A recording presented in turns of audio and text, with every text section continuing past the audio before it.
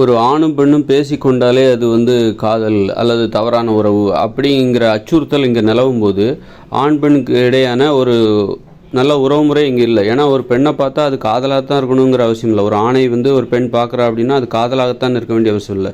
ஏன்னா அந்த பெண்ணுக்கு ஏற்கனவே ஒரு காதலன் இருக்கலாம், கணவன் இருக்கலாம். அப்படி இருக்கும்போது ஒரு பெண்ணுக்கு இன்னொரு ஆணை பார்க்குறா அப்படிங்கும்போது ஒரு ஈர்ப்பு ஏற்படுகிறது. அப்படி இருக்கும்போது ஒரு பாசம் ஏற்படுகிறது. அப்படி இருக்கும்போது அது சகோதரனாக கூட ஏற்றுப்பாய். அதாவது உன்னிடத்தில் எனக்கு ஒரு உறவுமுறை தேவை, எனக்கு காதலன் இருக்கிறான் அல்லது கணவன் இருக்கிறான், இந்நிலையில் உன்னை எனக்கு பிடித்திருக்கிறது, அதனால் நீ எனக்கு சகோதரனாக இரு, ஒரு சகோதரனாக ஒரு தோழனாக நீ எனது வாழ்க்கையோடு ஒரு தொடர்பை வைத்துக்கொள்.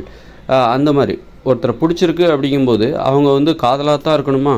அப்போது ஒரு ஆண் வந்து இன்னொரு பெண்ணுடன் பேசுகிறான் என்றால் இவனுக்கு ஏற்கனவே மனைவி இருக்கிறா அல்லது காதலி இருக்கிறா. அப்படி இருக்கும்போது ஒரு ஆண் வந்து இன்னொரு பெண்ணை பார்க்கிறான், ஏதோ பழகிறதுக்கான பேசுகிறதுக்கான வாய்ப்பு கிடைக்குது. அப்படிங்கும்போது அந்த பெண்ணின் மீது இவனுக்கு ஒரு ஈர்ப்பு ஏற்படுகிறது, ஒரு பாசம் ஏற்படுகிறது, ஒரு அன்பு ஏற்படுகிறது.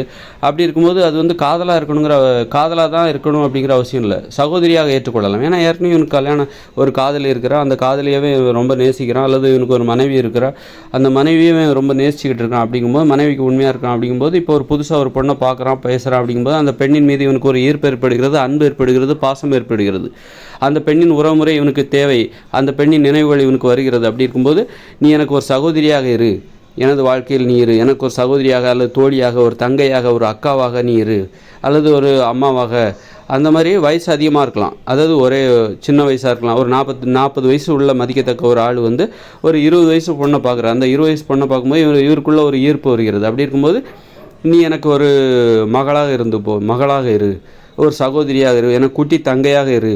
அப்படி அந்த மாதிரி ஒரு உறவுமுறைங்கிறது வந்து ஒரு பெண் உறவுமுறை ஏதாவது ஒரு வகையில் நீ எனது வாழ்க்கையில் இருப்பது எனக்கு பெருமை, அதாவது எனது வாழ்க்கையில் இருப்பதற்காக எனக்கு ஒரு உறவுமுறையை ஏற்படுத்தி கொள்வது, ஒரு பாதுகாப்பான ஒரு மரியாதையான உறவுமுறை, பார்ப்பவர்கள் விமர்சிக்காத வகையில் வந்து ஒரு நேர்மையான ஒரு உறவுமுறையை ஏற்படுத்தி கொள்வது. நீ எனக்கு ஒரு சகோதரியாக இரு. ஒரு தாத்தா இருக்கிறார், ஒரு சின்ன பொண்ணை ஒரு 10 வயசு பொண்ணை பார்க்குறாரு. அந்த பொண்ணு அது வேறு குடும்பத்தில் உள்ள ஒரு பொண்ணு. அந்த பொண்ணை பார்க்கும்போது அவருக்கு ஒரு ஈர்ப்பு ஏற்படுகிறது, அந்த பெண்ணின் நினைவுகள் வருகிறது. அப்படி இருக்கும்போது நீ எனக்கு ஒரு பேத்தியாக இரு. அந்த மாதிரி உறவு முறைகள் இருக்குல்ல, அந்த மாதிரி தான் நம்ம இங்கே என்னங்கன்னா ஒரு அளவுக்கு மேலே அவ்வளோதான். ஒரு பெண்ணிடம் பேசிவிட்டால் அது காதல் அல்லது வந்து தவறான உறவு, அல்லது ஒரு ஆணிடம் ஒரு பெண் பேசிவிட்டால் வேறொரு ஆணிடம், அதாவது வேறு குடும்பத்தை சேர்ந்த ஒரு ஆணிடம் பேசிவிட்டாலோ பழகிவிட்டாலோ அது தவறான உறவு, அது காதலாகத்தான் இருக்கும் அப்படின்னு சொல்லி சுற்றி இருக்கிறவங்க எல்லாம் விமர்சிக்கிறதுனால அது என்னென்னா ஒரு கேவலமான பார்வை. இது அந்த மாதிரி கேவலமான மனிதர்களால், கேவலமான பார்வையால் அந்த உறவு முறைகள் அவ்வளோ விமர்சிக்கப்படுகிறது. அவங்களுக்கு தெரில இப்படியெல்லாம் இருக்க முடியுமான்னு அவங்களுக்கு தெரில. இந்த மாதிரிலாம் ஒருத்தர் வந்து அதாவது யாரோ ஒரு குடும்பத்தை சேர்ந்த ஒரு பெண்ணிடம் வந்து அந்த மாதிரி ஒரு அன்போட, சகோதர மனப்பான்மையோட, ஒரு நட்போட பழக முடியுமா அப்படிங்கிறது நிறைய பேருக்கு தெரில. அது ஒரு பெரிய கேள்வியாக இருக்குது. முடியவே முடியாது அப்படின்னு நினைக்கிறவங்களாம் இருக்காங்க. அப்படிலாம் இல்லாமல் பழக முடியும்.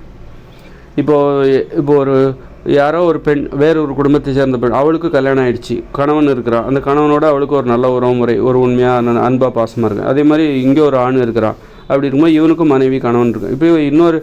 அப்போ இவங்க 2 பேர்த்துக்கு இடையில் ஒரு உறவுமுறை ஏற்படும் பொழுது இந்த ஆணுக்கும் அந்த பெண்ணுக்கும் 2 பேருக்குமே கல்யாணம் ஆயிடுச்சு. அப்படி உறவுமுறை ஏற்படும் பொழுது இப்போ இந்த ஆண் வந்து அந்த பெண்ணிடம் பேசுகிறான். அப்படி இருக்கும்போது அந்த பெண்ணின் கணவருடைய நம்பிக்கையும் இவன் பெற வேண்டும். ஏன்னா உறவுமுறை தான் முக்கியம், ஒரு நம்பிக்கை பெறணும். இவங்க 2 பேரும் ஒரு சகோதரர்களாக, ஒரு நண்பர்களாக பேசுவதற்கு அந்த உறவுமுறையை அவர்கள் விரும்புகிறார்கள். அப்படிங்கும்போது இந்த ஆண் வந்து அந்த பெண்ணின் கணவனின் நம்பிக்கையை இந்த ஆண் பெற வேண்டும். அதை கடந்தது அப்போ அந்த கணவனின் நம்பிக்கையை பெற்றுவிட்டால் அப்போ சுற்றி இருக்கிறவங்களும் அது வந்து உண்மையானது தான். அதனால் நம்ம மற்றவங்க என்ன நினச்சாலும் பரவாயில்ல, நாங்கள் நல்லா தான் பழகுறோம் அப்படின்னு நினைக்கக்கூடாது. மற்றவங்களையும் நாம் நம்ப வைக்கணும். அந்த மாதிரி உறவு முறைகளில் வந்து ரொம்ப அற்புதமான வெறும் காதல் நோக்கத்தோடு தான் ஒரு பெண்ணை பார்க்கக்கூடாது. ஒரு 40 வயசு மதிக்கத்தக்க ஒரு ஆண் ஒரு 15 வயசு பொண்ணை பார்க்கும்போது ஒரு மகளாக பார்க்கின்ற உணர்வு வர வேண்டும். அந்த வயசுக்கு தகுந்த மாதிரி நம்முடைய பார்வையும் நம்ம தேடலும் வேறு மாதிரியாக மாற வேண்டும். அந்த மாதிரி உறவு முறையில் வந்து உறவு முறையில் தான் நம்ம வந்து நம்மளை நாமே மேம்படுத்தி கொள்ள வேண்டும். அப்போ தான் வாழ்க்கை தரங்கிறது எப்படின்னா இந்த உறவு முறையில் மேம்பாடு, உறவு முறையில் ஒரு தரம். இங்கே வந்து யார்கிட்டையும் பேசுகிறதே இல்லை அப்படின்னா காரணம்னா உறவு முறை அவ்வளோ மோசமாக போச்சு. உறவு முறை கெட்டு போய்விட்டது. உறவு முறைக்கு ஒரு நல்ல ஒரு அப்டேட் இல்லை. அதை வந்து அப்டேட் பண்ணுறதுக்கான வாய்ப்பு இல்லாமல் எப்போ பார்த்தாலும் தொழில், பணம் சம்பாதிச்சிட்டா வாழ்க்கை நல்லாயிருக்கும் அப்படின்னு நினைக்கிறாங்க. கடைசியில் பார்த்தா நல்ல உறவுமுறைகள் இல்லாமல் வாழ்க்கையை மகிழ்ச்சியாக வாழாமல் இயந்திரங்களோடு ஒரு உறவு முறை. இயந்திரங்களை தான் இப்போ டிவி, ஒரு புது ஃபோனு, புது டிவி, இதில் தான் நாம் மேம்படுத்திக் கொள்கிறோம். முன்னாடி பட்டன் மொபைல் வச்சுருந்தேன், இப்போ ஸ்மார்ட் மொபைல். முன்னாடி சாதா டிவி வச்சுருந்தேன், இப்போ ஸ்மார்ட் டிவி. இந்த மாதிரி தான் நம்ம அப்டேட் பண்ணிக்கிறோம். ஆனால் தனியாகவே இருக்கிறோம். ஒரு நல்ல நண்பர்கள் இல்லை, நல்ல ஒரு பெண்களில் நல்ல உறவுமுறை இல்லை. அதாவது பெண்களில் ஒரு சகோதரி இல்லை, வேறு குடும்பத்தை சேர்ந்த ஒரு பெண்ணை ஒரு சகோதரியாக பார்க்குற அந்த அளவுக்கு மேம்படுத்தப்படவில்லை இன்னும். நமது அந்த பார்வை திறன், நம்முடைய அனுபவம் எல்லாம் அந்த அளவுக்கு ரொம்ப மோசமாக இருக்குது. ஒரு மக்கள் எல்லாருமே அந்த அளவுக்கு மோசமாக இருக்காங்க. அதில் உறவுமுறைங்கிறது ரொம்ப அற்புதமான ஒரு விஷயம். அதில் நம்ம இன்னும் உயர்வான இடத்துக்கு போகணும். அதனால் கேவலமான விஷயங்கள், கேவலமான ஒரு பார்வை, கேவலமான ஒரு சிந்தனை, கேவலமான செயல்களில் நாம் நம்மை விடுவித்து கொள்ள வேண்டும். கேவலமான விஷயத்தை பார்க்கக்கூடாது, கேவலமான விஷயத்தை கேட்கக்கூடாது, கேவலமான விஷயத்தை பேசவும் கூடாது. அப்போ தான் நம்ம மனசு தூய்மையாகும்.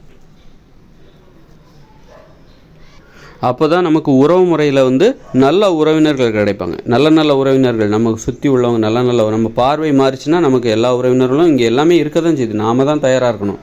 நமது பார்வை மாற வேண்டும், நாம் நம்மை மேம்படுத்தி கொள்ள வேண்டும், நாம் நம்மை புதுப்பித்து கொள்ள வேண்டும், நாம் நம்மை உயர்த்தி கொள்ள வேண்டும். நமது பார்வை தூய்மையாக இருந்தால் நமக்கு தூய்மையான உறவு கிடைக்கும். நம்ம பார்வை கேவலமாக இருந்துச்சுன்னா கேவலமான உறவு முறை தான் நமக்கு கிடைக்கும். நமது பார்வை என்பது தேடல். அது ஒரு தேடல். நம்ம பார்க்குறோன்னா தேடுறோன்னு அர்த்தம்.